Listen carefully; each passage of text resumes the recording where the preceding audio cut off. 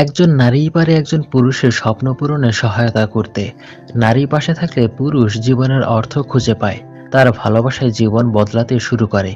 আজকের গল্পটা শুধুই দুইটা মানুষের, একেবারে ভিন্ন ধারার গল্প। তাই আর বেশি কথা না বাড়িয়ে মূল গল্পে চলে যাই। গল্পের শুরুতে গিটার কাঁধে একটা ছেলেকে দেখি। একা একা পাহাড় ট্রিপে এসেছে। হাঁটতে হাঁটতে ভীষণ ক্লান্ত হয়ে পড়েছে। তাই হঠাৎই সে বমি করা শুরু করে। পানি খাওয়ার জন্য বোতলের পানিটাও শেষ হয়ে গেছে। বিষয়টা একটা মেয়ে খেয়াল করে সাহায্যের হাত বাড়িয়ে দেয়। মেয়েটা ছেলেটিকে পানি দিয়ে সাহায্য করে।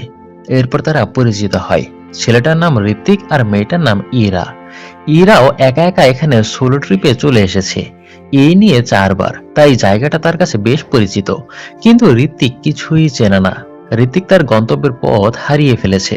কিন্তু ইরা তার গন্তব্যের জায়গাটা চেনে, মানে ঋত্বিক যেই হোটেলে থাকবে। এরপর ইরা তার হোটেলে পৌঁছে দিতে সহায়তা করে। দুজনে হাঁটতে শুরু করে। ইরা ঘুরতে পছন্দ করে, ছবি তুলতে পছন্দ করে। আর ঋত্বিক গান ভালোবাসে। ইরা ঋত্বিকের বয়স জানতে চাইলে সে বলে 25 বছর 4 মাস। ইরা বলে, তার মানে আমার থেকে 1 বছর 8 মাসের ছোট। আমি তোকে তুই করে বলবো। এরপর থেকে ইরা তাকে তুই বলা শুরু করে।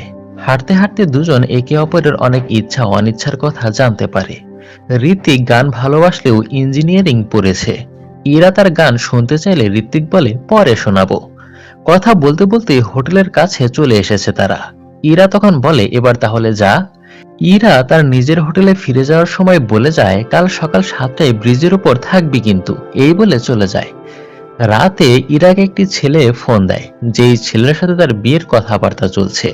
ইরা হুটহাট ঘুরতে চলে গেছে, এই সব ছেলেটার পছন্দ না। তাই ইরাকে সে প্রেসারে রাখে, তাকে কথা শোনায়। কিন্তু নেটওয়ার্ক ডিস্টার্বের বাহানা দিয়ে ইরা ফোনটা কেটে দেয়। ইরার স্বাধীনতায় ছেলেটা বাধা হয়ে দাঁড়িয়েছে, তাই ইরা একটু বিরক্ত বোধ করছিল। যাই হোক, সকালবেলা ঋত্বিক আগে থেকেই ব্রিজের উপর দাঁড়িয়ে অপেক্ষা করছিল ইরার জন্য। এর কিছুক্ষণ পরই ইরা চলে আসে। ঋত্বিক বাবাকে সে সময় মেসেজের মাধ্যমে তার আপডেট তথ্য জানাচ্ছিল। এরপর ঋত্বিক জিজ্ঞাসা করে, আশেপাশে কোনো কেক বিস্কিটের দোকান আছে? এরা বলে হ্যাঁ। এরপর একটি দোকান থেকে ঋত্বিক একটা কেক কিনে। কেকটা কিনে নিয়ে পাহাড়ের কোনো এক পাথরের উপর দাঁড়িয়ে ঋত্বিক তার মায়ের ছবি বের করে বলে, আজকে আমার বেস্ট ফ্রেন্ডের জন্মদিন। মা ঋত্বিকের কাছে সব থেকে বেস্ট ফ্রেন্ড। এরপর দুজন মিলে মায়ের বার্থডে সেলিব্রেট করে। ইরা তখনও বুঝতে পারেনি তার মা বেঁচে নেই। এরপর ঋত্বিক মায়ের কথা বলে, 11 বছর আগে হার্ট অ্যাটাকে আমার মা মারা গেছে। সে সময় আমি স্কুলে ছিলাম। বাড়ি ফিরে এসে দেখি উঠানে মা ঘুমোচ্ছে। মায়ের সাথে কাটানো সময়, স্মৃতি জর্জরিত কথা বলে কিছুটা ইমোশনাল হয়ে যায়। ঋত্বিক এটাও জানায়, আমার গান গাওয়াটা মায়ের কাছ থেকে শেখা। মা খুব ভালো গান করতো। ইরা তখন বলে, আচ্ছা তুই তো ইঞ্জিনিয়ারিং, কোন কোম্পানি? ঋত্বিক বলে, আপাতত বেকার। বাকিটুকু ইরা বুঝে যায়। তুই তো গায়ক হতে চাস, তার মানে বাবা খুব কড়া। ইচ্ছের বিরুদ্ধে ইঞ্জিনিয়ারিং করেছিস, এরপর চাকরি থেকে ইস্তফা, সাফোকেটেড হয়ে পাহাড়ে এসেছিস। ঋত্বিক অবাক হয়ে বলে, তুমি তো একদম অন্তর্যামী। ইরা বলে, আচ্ছা এবার একটা গান শোনা, অরিজিনাল আছে তো? ঋত্বিক বলে, হ্যাঁ। এরপর ঋত্বিক একটা গান গেয়ে ইরাকে শোনায়। আর দুজনের ঘুরে বেড়ানোর দৃশ্য দেখানো হয়। পাহাড় ঘুরতে এসে দুজনের মধ্যে বেশ ভালো একটা সম্পর্ক তৈরি হয়ে গেছে। পাহাড় ঘুরতে ঘুরতে ঋত্বিক ক্লান্ত হয়ে গেছে, শ্বাস নিতে তার কষ্ট হচ্ছিল। এরপর ইরা তাকে এক জায়গায় বসিয়ে রেস্ট নেওয়ায়। ঋত্বিকের অ্যাজমা প্রবলেম রয়েছে। এরপর ব্যাগ থেকে ইনহেলার বের করে ইনহেলার গ্রহণ করার পর ঋত্বিক কিছুটা স্বস্তি ফিল করে। কিন্তু তারা জঙ্গলের বেশ ভেতরে চলে এসেছে। ফিরে যাওয়ার চিন্তা করলে ঋত্বিক আরো অসুস্থ হয়ে যাবে। ইরার তখন মনে পড়ে জঙ্গলের ভেতরে একটা বাড়ি রয়েছে। এরপরে ইরা ঋত্বিককে নিয়ে সেই বাড়ির সামনে চলে আসে। কিন্তু বাড়িতে এসে দেখে একটা লোকও নেই, বাড়িতে তালা। তখন ইরা মাথা থেকে একটা ক্লিপ বের করে দরজার লকটা খুলে ফেলে। এটা দেখে ঋত্বিক অবাক হয়ে বলে, কি করে শিখলি এসব? দরজা খুলে ভেতরে ঢুকতেই দেওয়ালের আশেপাশে বিভিন্ন চিত্রাঙ্কন দেখতে পায়। তারা বুঝে যায় এই বাড়িটা কোনো আর্টিস্টের। বাড়িতে ঢুকে বাতি জ্বালায়। বাড়ির ভেতরে প্রয়োজনীয় সবকিছুই রয়েছিল। ইরা তখন কফি বানাতে শুরু করে। টেবিলে রাখা ইরার ফোনে ওই মুহূর্তে তার হবু স্বামীর ফোন আসে, যেটা ঋত্বিক দেখে ফেলে। ইরা ফোনটা রিসিভ করতেই তার হবু স্বামী তাকে নিয়ে নেগেটিভ কথা বলা শুরু করে। আরো যখন জানতে পারে ইরার সাথে একটা ছেলে রয়েছে এই মুহূর্তে, তখন তার হবু স্বামী ইরাকে এই মুহূর্তে ভিডিও কল করতে বলে। ভিডিও কলে সে দেখতে চায় দুজনে এই মুহূর্তে কি করছে, কারণ তার মনে তো নানা রকম সন্দেহের জন্মেছে। ইরা বলে বাড়াবাড়ি হয়ে যাচ্ছে না, কিন্তু সে কোনোভাবেই মানছিল না, রাগারাগি করছিল। তাই ইরা রাগ করে ফোনটা কেটে দেয়। এরপর কফি বানিয়ে নিয়ে আসলে ঋত্বিক জিজ্ঞাসা করে, আমার জন্য কি তোমার কোনো প্রবলেম হয়ে গেল? ইরা বলে, তোর জন্য না, আমি এমনিতেই প্রবলেমের মধ্যে রয়েছি। ঋতিক বলে, আগে বলনি তো। ইরা বলে, আমি কি এখন মানুষ ধরে ধরে প্রবলেমের কথা বলবো? সবার লাইফেই কিছু না কিছু প্রবলেম থেকে থাকে, আর সেগুলো নিজেই সমাধান করতে হয়। ঋতিক বলে, তা ঠিক, কিন্তু পাশে কেউ থাকলে সুবিধা হয়। এরপর ইরা জিজ্ঞাসা করে, তোর গার্লফ্রেন্ড আছে? ঋত্বিক জানায়, ১.৫ বছর আগে প্রথম চাকরি ছাড়ার পর একটা সম্পর্ক ছিল। বছরখানেক সম্পর্কটা টিকে ছিল, মেয়েটা তাকে ছেঁকা দিয়ে চলে গেছে। ঋত্বিক জিজ্ঞাসা করে, তুমি কি সিঙ্গেল? সে বলে, কেন? ঋত্বিক বলে, না এমনি। তখন ঋত্বিকের ফোনে বাবার কল আসে, কিন্তু ঋত্বিক বিরক্ত হয়ে ফোন কেটে দেয়। সেই একই কথা বলবে, ভালো লাগে না আর। ঋত্বিক বলে, আচ্ছা এবার তোমার সমস্যাটার কথা বলো না, তাতে কিছুটা হালকা লাগবে। ইরা তখন বলে, আমি যেভাবে লাইফটা কাটাতে চেয়েছিলাম সেটা মনে হয় আর হবে না। ১ মাস পর আমার এনগেজমেন্ট, এরপর বিয়ে। তার আগ পর্যন্ত ছেলেটাকে আমি বলেছিলাম যাতে আমায় ডিস্টার্ব না করে, কিন্তু সে কোনো কথাই শুনছে না, সারাক্ষণ জ্বালাচ্ছে। আমি একটু ঘুরতে চাই, পাহাড় এক্সপ্লোর করতে চাই, মানুষের সাথে আলাপ করতে চাই, ছবি তুলতে চাই, কিন্তু ও চায় আমাকে বাড়িতে সবুজের মতো সাজিয়ে রাখতে। আমি ওকে কি করে বুঝাই, এখন তুই বল। তাকিয়ে দেখে ঋত্বিক ঘুমিয়ে পড়েছে, যেন তার কথাগুলি বলা বৃথা। ঘুমন্ত অবস্থায় ইরা তার খুব কাছাকাছি এসে যায়। তবে কি ইরা তাকে পছন্দ করে ফেলেছে? ঠিক সেই মুহূর্তেই বাড়ির মালিক বাড়িতে চলে আসে। দরজা খোলার শব্দ পেয়েই ইরা ও ঋত্বিক লুকিয়ে পড়ে। বাড়ির মালিক তো ভীষণ অবাক, ঘরে লাইট জ্বালানো, রুমে আবার ব্যাগপত্রও দেখতে পায়। মালিক তখন ড্রয়ার থেকে পিস্তল বের করে তাদের দিকে লক্ষ্য করে বলে, এখানে কেউ আছেন? বেরিয়ে আসুন, গুলি চালিয়ে দেব কিন্তু। তখন ভয় পেয়ে দুজনে হাত উঁচু করে ধরা দেয়। ঋত্বিক পিস্তল দেখে মাথা ঘুরে পড়ে যায়। এরপর অনেকক্ষণ ডাকাডাকি, পানি ছেটানোর পর ঋত্বিকের জ্ঞান ফেরে। মালিক বলে, খেলনা পিস্তল দেখে ভয় পেলে চলবে? ঋত্বিক আমতা আমতা করতে থাকে, না মানে আমরা। মালিক বলে, আমরা সবই শুনেছি আর সবকিছু বুঝতেও পেরেছি, ভয় পাওয়ার কোনো কারণ নেই, রিল্যাক্স। এরপর মালিক কর্তৃপক্ষ কফি বানিয়ে তাদের সাথে বসে আড্ডা দেয়। বাড়ি ছেড়ে তারা কোথায় গিয়েছিল এটা জানতে চাইলে মালিকের স্ত্রী জানায়, আমরা আসলে বাইরে ঘুরতে গিয়েছিলাম, আমাদের আসলে অ্যানিভার্সারি ছিল। তখন ইরা ও ঋত্বিক তাদের শুভেচ্ছা জানায়। এই বয়সে এসেও অ্যানিভার্সারি করে এটা জানতে পেরে ইরা কৌতূহলবশত জিজ্ঞাসা করে, আপনাদের বিয়ে কবে হয়েছিল?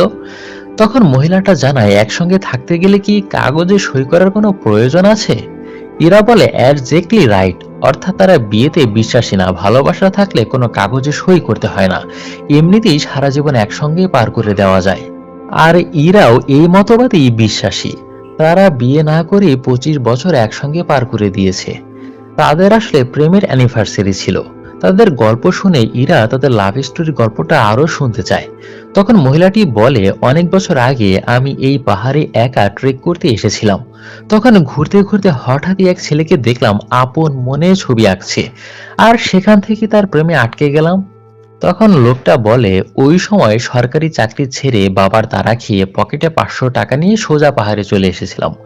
মহিলাটি বলে, ওই সময় দেখলাম তার ছবিতে এক অপূর্ব সুন্দর মহিলা। লোকটা বলে, ওইটা তার মা ছিল, যাকে সেই ছেলেবেলায় হারিয়ে ফেলেছে। গল্পটা শুনে ঋত্বিক ইমোশনাল হয়ে যায়, কারণ লোকটা যেন ঋত্বিকের জীবনের গল্পই রিপিট করছিল।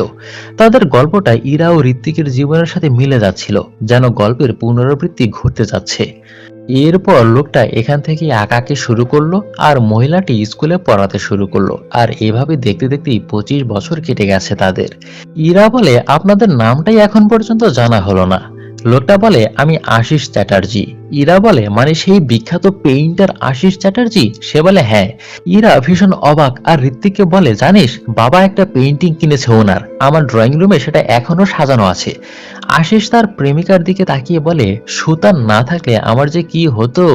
সুতান বলে, থাক ওসব আর বলতে হবে না। অর্থাৎ আশিসের সফলতার পেছনে সুতানের অনেক বড় সাপোর্ট রয়েছে। এরপর ইরা ও ঋত্বিক দুজন মিলে তাদের অ্যানিভার্সারি আর একটু জাঁকজমক করে সেলিব্রেট করতে চায়। ঋত্বিক তাদের একটা সুন্দর গান উপহার দেয়, তাদেরকে গান শোনায়, আর সেই গানের তালে তালে আশিস ও সুতান ডান্স করে। সারা রাত সবাই মিলে খুবই আনন্দ করে। এরপর সকালবেলা ঋত্বিক ও ইরা বসে আলোচনা করছিল তারা কত সুন্দর দিন পার করছে, কোনো ঝামেলা নেই, কোনো পিছু টান নেই। অন্যদিকে সুতান তাদের দিকে তাকিয়ে ইমোশনাল হয়ে বলছিল, মিস ক্যারিসটা না হলে আজ তার বয়সটাও ওদের মতো হতো। অর্থাৎ তাদের একটা সন্তান নষ্ট হয়েছে অনেক বছর আগে। তাই আশিস তাকে জড়িয়ে ধরে সান্ত্বনা দেয়। এরপর ঋত্বিক ও ইরার বিদায় নেওয়ার পালা। তাই তাদের বিদায় বেলায় সুতান ইরার হাতে খাবার বানিয়ে দেয়, এটা খেয়ে নিস। আর আশিস তাদের দুজনের একটা ছবি এঁকে উপহার হিসেবে তাদেরকে দেয়, যা দেখে দুজন ভীষণ খুশি হয়। এরপর হাসি মুখে তাদের বিদায় দেয় আর বলে আবার আসবি। বিদায় নিয়ে দুজন চলে আসে। কিন্তু ফিরে আসার সময় রাস্তায় কিছু বখাটে ছেলে তাদেরকে দেখে ইরাকে টিজ করছিল বারবার। প্রথমে এড়িয়ে যেতে চাইলেও বাজে কথা বলেই যাচ্ছিল। তখন ঋত্বিক সহ্য করতে না পেরে তাদের সাথে ঝগড়ায় জড়িয়ে যায়। মারতে গিয়ে ঋত্বিক উল্টো তাদের হাতে মার খায়। সে যখন মার খাচ্ছিল তখন ইরা ছেলেদের সাথে মারপিট করে। ছেলেগুলো তখন পালিয়ে যায়। ইরা খুব ভালো মারপিটও পারে। আত্মরক্ষার জন্য কি কৌশল অবলম্বন করতে হবে তার সেটা জানা, সেই ট্রেনিং তার নেওয়া আছে। ইরা ঋত্বিককে ব্যান্ডেজ লাগিয়ে দেয় আর বলে, তুই ওদের মারতে পারলি না। এটা নিয়ে দুজন হাসি ঠাট্টা করে। এরপর দুজনকে একটু বিষণ্ণ হয়ে বসে থাকতে দেখা যায়। ইরা বলে, 1 মাস পর আমার স্বাধীনতা কিন্তু আর থাকবে না, কারণ তার বিয়ে হয়ে যাবে। ইরা এও বলে, চাকরি বাকরি কিন্তু তোর জন্য নয়, তোর জন্য তোর গানই ঠিক আছে। ঋত্বিক বলে, চাকরি না করলে বাবা অনেক কথা শোনাবে। তাছাড়া এই গানের জগতেও এত পলিটিক্স, এসবের মধ্যে ঢুকলে গানটাও আর হবে না। ইরা তখন বলে, হারার আগে এভাবে হেরে যাস না। এবার দুজন দুজনকে বিদায় জানাতে হবে, তাই এই শেষ বেলায় এসে দুজন একটা সেলফি তুলে রাখে স্মৃতি হিসেবে। ইরা ঋত্বিককে কিছু দূর এগিয়ে দিয়ে বলে, সাবধানে যাস। এই বলে ইরা চলে যাচ্ছিল। ঋত্বিক তখন বলে, যোগাযোগ করব কিভাবে? তখন ইরা নিজেকে আর সামলাতে পারে না, দৌড়ে এসে ঋত্বিককে জড়িয়ে ধরে। এরপর আবার সে চলে যায়। সেদিন রাতে ইরা যখন ফোনে তাদের ঘুরে বেড়ানোর ছবিগুলো দেখছিল, তখন তার হবু স্বামী ফোন করে জ্বালাচ্ছিল। তার এমন স্বাধীনভাবে চলাফেরা একদমই পছন্দ না।